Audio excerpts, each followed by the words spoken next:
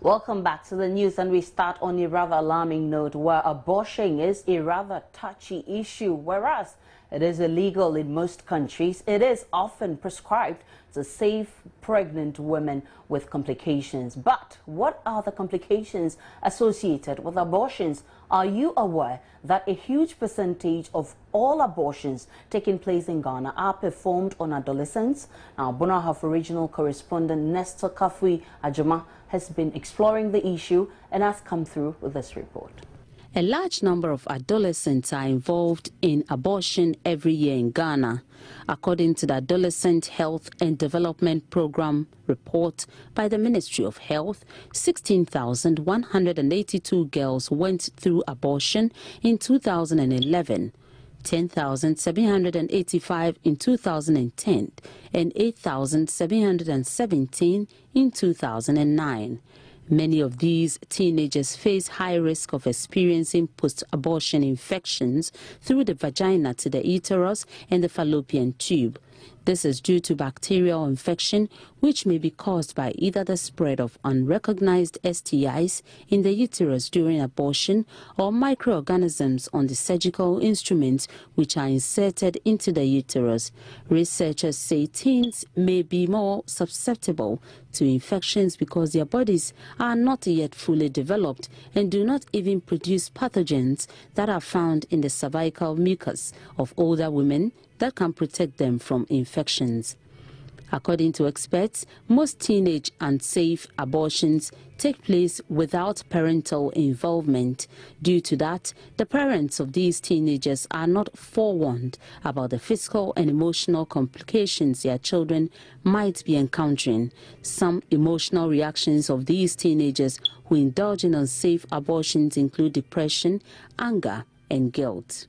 Most adolescents think that abortions, whether safe or unsafe, end when the pregnancy has been terminated.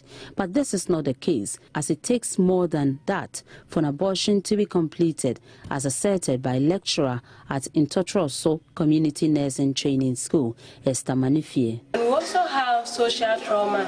If the person does an abortion, the woman does an abortion, she may have some psychological or social trauma that she will be thinking about the abortion she has done, and this thing will live with the woman till, unless she gets somebody to counsel her, she will be living with this psychological trauma till she dies. And you can also have intermittent abortion. That is where the pregnancy that a woman will take at any time will come out by itself. Supposing when I was in my youthful age, I used to do abortion frequently. Now I've trained my uterus to be that. So now that I've gotten Mr. Right to marry, I want pregnancy or a child for Mr. Right. But because I've trained my uterus to be like every month or a frequent time I have to abort, now the uterus is trained to that. So now I need the baby. The uterus will not permit me to have the pregnancy. In order to help Ghana achieve the MDG Goal 4 and 5, Global Media Foundation, a human rights and anti-corruption media advocacy organization in Sunyani, is educating SHS students on the need for safe abortion. The CEO of Global Media Foundation organization, Raphael Godlavahenu, said abortion accounts for 15% of maternal deaths, which is impeding Ghana's efforts at achieving MDG 4 and 5, which primarily aims at reducing maternal mortality by 70% in 2015. So as an organization, one we can do is to increase public education for them to know where they can go for safe abortion services. And then the project is advocating for young people access to safe abortion and contraceptive services in the Bono Ahafo region.